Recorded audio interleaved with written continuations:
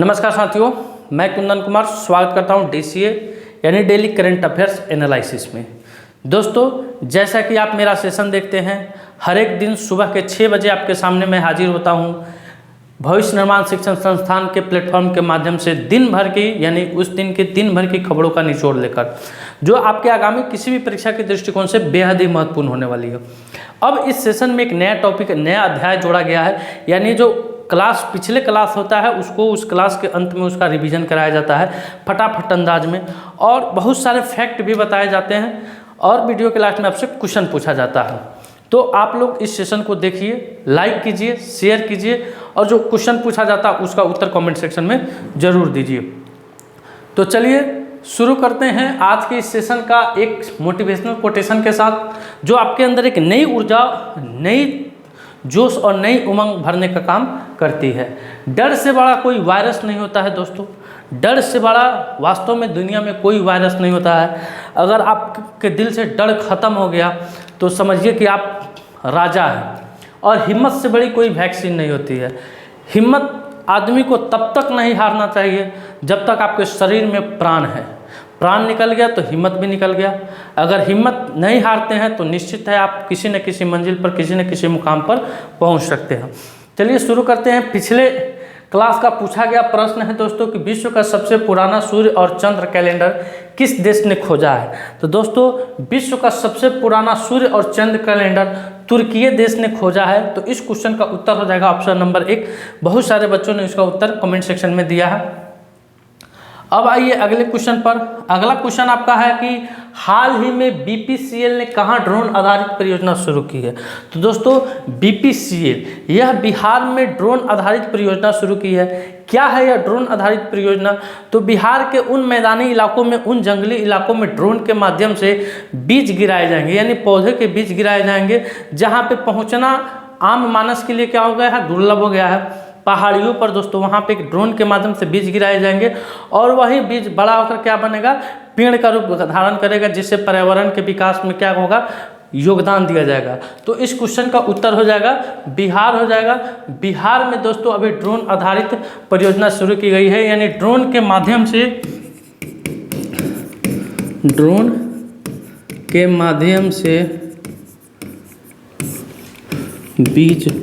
बीजारोपण किया जाएगा। ड्रोन के माध्यम से क्या किया जाएगा दोस्तों, बीजारोपण किया जाएगा। अब बढ़ते हैं, बिहार है तो बिहार से संबंधित कुछ फैक्ट देखते हैं। बिहार की राजधानी कहाँ है दोस्तों, पटना है। बिहार गंगा नदी के किनारे एक बसा हुआ प्राचीन शहर है। बिहार का पुराना नाम पाटलिपुत्र था, अमीशाबाद था, अब इसका नाम बदलकर पटना कर दिया गया है। वर्तमान में बिहार के मुख्यमंत्री नीतीश कुमार है, राज्यपाल राजेंद्र विश्वनाथ आलेकर है। बिहार में 2 डिप्टी सीएम है दोस्तों, एक है आपको सम्राट चौधरी है और एक विजय सिन्हा है। अब देखते हैं, बिहार विधानसभा ने अभी हाल फिलहाल में एंटी पेपर लीक विधेयक को क्या किया है, पास किया है। मानवी मधु कश्यप बिहार में सब इंस्पेक्टर के पद पर नियुक्त होने वाली पहली ट्रांसजेंडर बनी हो। ये काफ़ी बिहार वासियों के लिए गर्व का क्षण था दोस्तों, जब दरोगा का रिजल्ट आया था, उसमें एक मानवी मधु कश्यप है जो बिहार में सब इंस्पेक्टर पद पर नियुक्त होने वाली पहली ट्रांसजेंडर बनी है। दुनिया के सबसे बड़े रामायण मंदिर के निर्माण का दूसरा चरण बिहार के चंपारण जिले में शुरू हुआ है। बिहार के मेडिकल कॉलेजों में छात्र आगामी शैक्षणिक सत्र से हिंदी मीडियम में भी पढ़ाई शुरू कर सकेंगे। प्रधानमंत्री मोदी ने बिहार के राजगीर में नालंदा विश्वविद्यालय के नए परिसर का उद्घाटन किया है। और बिहार में 3 दिवसीय पक्षी नागी पक्षी महोत्सव का शुरू हुआ है दोस्तों। नंदकिशोर यादव को बिहार विधानसभा का अध्यक्ष चुना गया था। और देश का पहला तांबे के आवरण वाला बापू टावर पटना के गर्दनी बाग में बनाया गया है। तो ये बिहार से मोस्ट VVI इंपॉर्टेंट क्वेश्चन है दोस्तों, जो किसी न किसी परीक्षा में टपकना इसका निश्चित ही टपकेगा। अब बढ़ते हैं अगले क्वेश्चन की तरफ। अगला क्वेश्चन आपके स्क्रीन पर आ रहा है कि दक्षिण भारत का पहला आदिवासी पुस्तकालय कानू कहाँ खुलेगा। तो काफ़ी इंपॉर्टेंट क्वेश्चन है दोस्तों। दक्षिण भारत का पहला, कहाँ का दोस्तों, दक्षिण भारत का पहला कानू आदिवासी पुस्तकालय कानू दोस्तों कर्नाटक में खुलने वाला है। कहाँ खुलने वाला है, कर्नाटक में खुलने वाला है। यह दक्षिण भारत का पहला आदिवासी पुस्तकालय कानू 25 अगस्त को चामराजनगर में खुलेगा, जो आदिवासी संस्कृतियों के शोध और दस्तावेजीकरण पर ध्यान केंद्रित करेगा। और देखिए सार्वजनिक स्वास्थ्य संस्थान में स्थित इसमें जेनु, कुरबा और सोलिंगा जैसी दक्षिण भारतीय वन जनजातियों पर 1200 पुस्तकें और शोध पत्र है। कानू का उद्देश्य है आदिवासी विद्वानों का समर्थन करना और आदिवासी ज्ञान और परंपराओं को बढ़ावा देना। तो ये कहाँ खुल रहा है दोस्तों? कर्नाटक में खुल रहा है दक्षिण भारत का पहला आदिवासी पुस्तकालय कानू।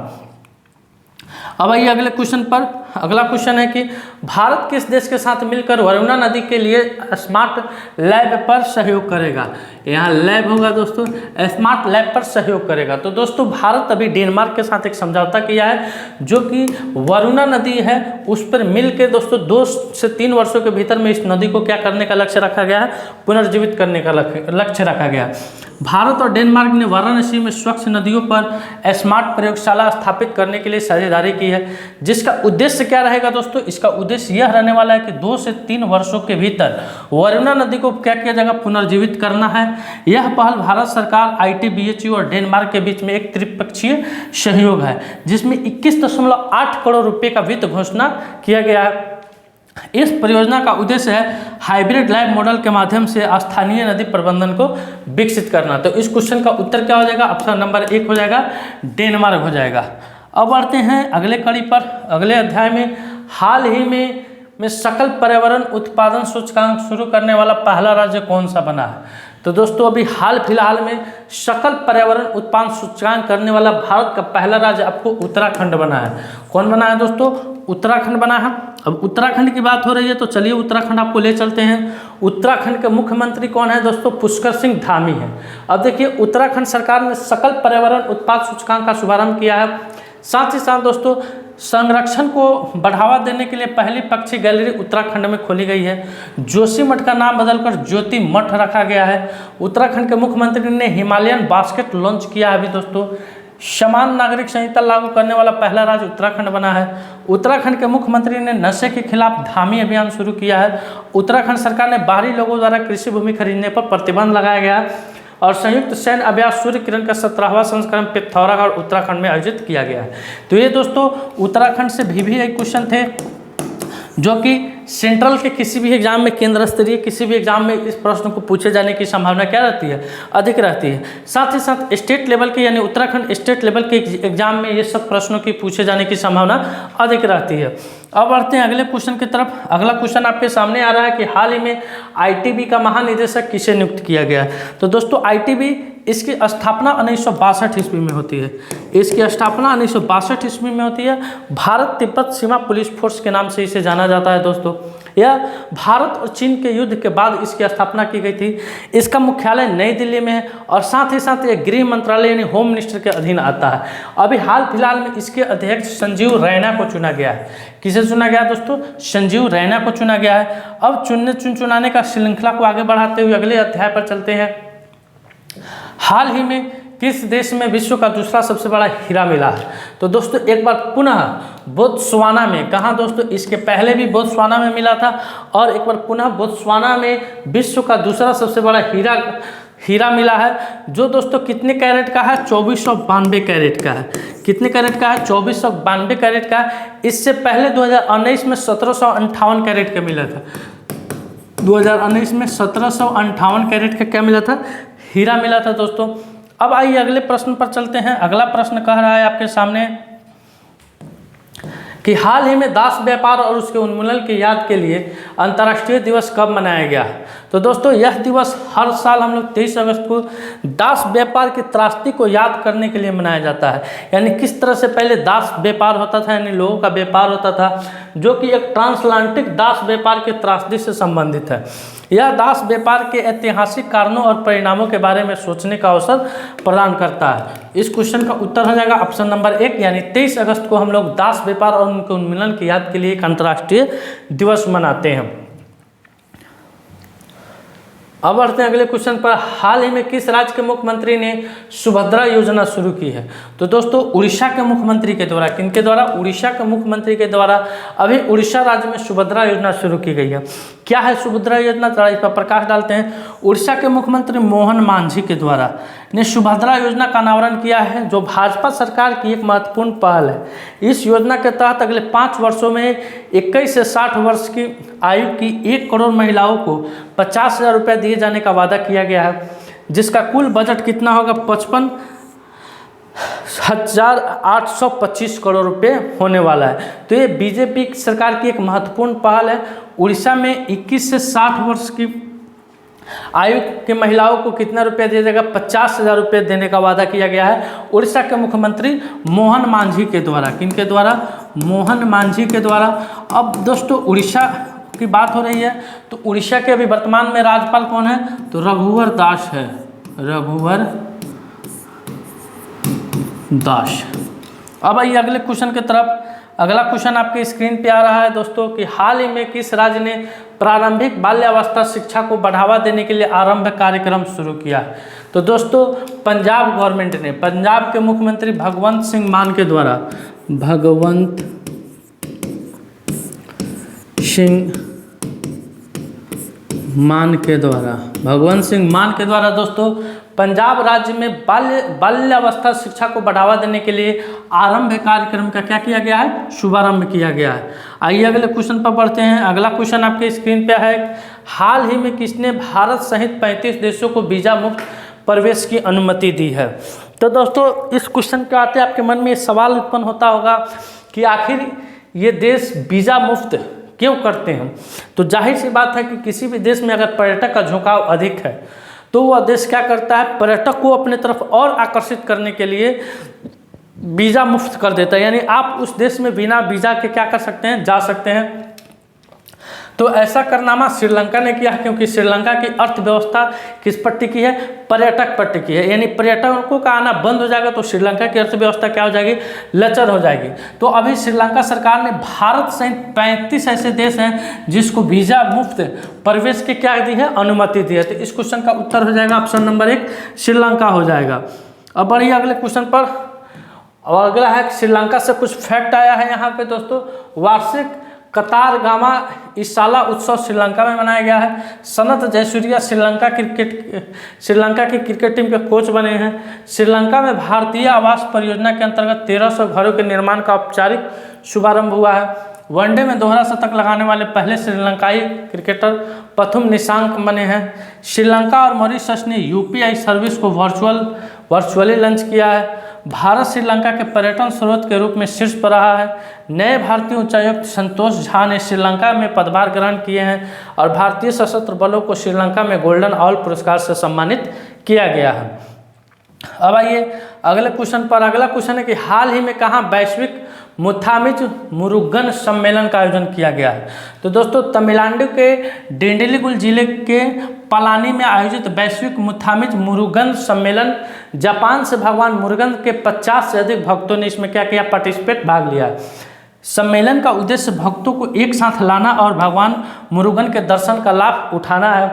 पलानी में श्री अरुल मिगु धन दायु तफानी स्वामी मंदिर में को रंग बिरंगे प्रकाश से सजाया गया है। तो इस क्वेश्चन का उत्तर क्या हो जाएगा, तमिलनाडु हो जाएगा। हालांकि ये क्वेश्चन उतना इम्पोर्टेंट नहीं है, लेकिन करंट पढ़ा रहे हैं। तो हाल ही में किस देश में राइट टू डिस्कनेक्ट कानून लागू हुआ है। तो दोस्तों अभी ऑस्ट्रेलिया में, किस देश में, ऑस्ट्रेलिया में ऑस्ट्रेलियाई कर्मचारियों को सोमवार से काम के घंटों के बाहर काम से संबंधित संचार को अनदेखा करने का कानूनी अधिकार मिल गया है। फ्रांस, जर्मनी और अन्य यूरोपीय संघ के देशों में पहले से ही इस प्रकार के कानून को क्या किया गया है, लागू किया गया है दोस्तों। तो इस क्वेश्चन का उत्तर हो जाएगा ऑस्ट्रेलिया। अब आइए, हाल ही में किस बैंक ने महिलाओं के लिए अवनी बचत खाता शुरू किया है। तो दोस्तों अभी बंधन बैंक ने, किस बैंक ने, बंधन बैंक ने महिलाओं के लिए अवनी बचत खाता शुरू किया है। आज का सवाल है दोस्तों, भारत का पहला 24/7 चावल ATM किस राज्य ने लॉन्च किया है। उड़ीसा, उत्तर प्रदेश, पश्चिम बंगाल, राजस्थान। इस क्वेश्चन का उत्तर आपको कमेंट सेक्शन में जाकर देना है दोस्तों। अब चलिए फटाफट अंदाज में पिछले वीडियो का रिवीजन करते हैं। फटाफट रिवीजन पिछले वीडियो का। राष्ट्रीय अंतरिक्ष दिवस कब मनाया गया है, तो 23 अगस्त को मनाया गया है। नेशनल स्पेस डे इस साल प्रथम बार मनाया गया है दोस्तों। 2023 में इसकी घोषणा भारत के प्रधानमंत्री के द्वारा किया गया था दोस्तों। हाल ही में सद्भावना दिवस कब मनाया गया, तो 20 अगस्त को मनाया गया है। इसके साथ ही बढ़ते हैं, हाल ही में किस राज्य में मुख्यमंत्री मैया सम्मान योजना शुरू हुआ है, तो झारखंड के मुख्यमंत्री के द्वारा दोस्तों अभी झारखंड राज्य में मैया सम्मान योजना को शुरू किया गया है। किस राज्य सरकार ने हाल ही में 21 अगस्त 2024 को मुख्यमंत्री बाल थैलेसीमिया योजना को मंजूरी दी है, तो बिहार गवर्नमेंट, बिहार के मुख्यमंत्री नीतीश कुमार ने बिहार में दोस्तों 21 अगस्त से मुख्यमंत्री बाल थैलेसीमिया योजना को क्या दी है, मंजूरी दी है। हाल ही में किस राज्य में मुख्यमंत्री बाल पौष्टिक आहार योजना शुरू किया गया है, तो हिमाचल प्रदेश इस क्वेश्चन का उत्तर हो जाएगा।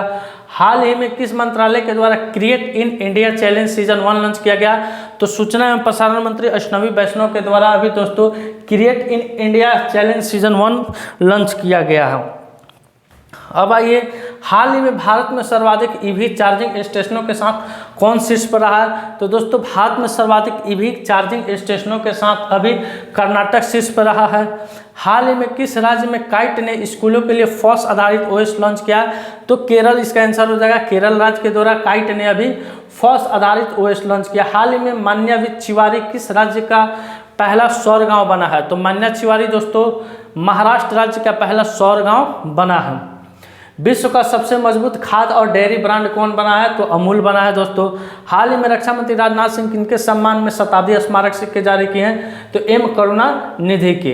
हाल ही में बिहार के किस जिले में नए सिविल कनक्लेव का विकसित किए जाएंगे, तो पटना में दोस्तों नए सिविल कनक्लेव को विकसित किए जाएंगे। वर्ष 2024 में 78वें स्वतंत्रता दिवस में बिहार पुलिस ने कितने पुलिसकर्मियों अधिकारियों को पदक से सम्मानित किया, तो 23 को किया है दोस्तों। अब दोस्तों इसका समापन होगा। ये पिछले वीडियो का आपका रिवीजन था दोस्तों, रिवीजन करा दिया जाता है काफ़ी कम समय में, 1 से 2 मिनट में आपका 10 से 12 क्वेश्चनों का रिवीजन होता है दोस्तों आज का सेशन मेरा यहीं समाप्त हुआ। अगर ये वीडियो आपको अच्छा लगे, वीडियो को लाइक कीजिए, शेयर कीजिए, चैनल पर नए हैं तो चैनल को सब्सक्राइब कीजिए। मिलते हैं आपसे अगले वीडियो में, तब तक के लिए धन्यवाद। अपना ख्याल रखिएगा। भारत माता की जय।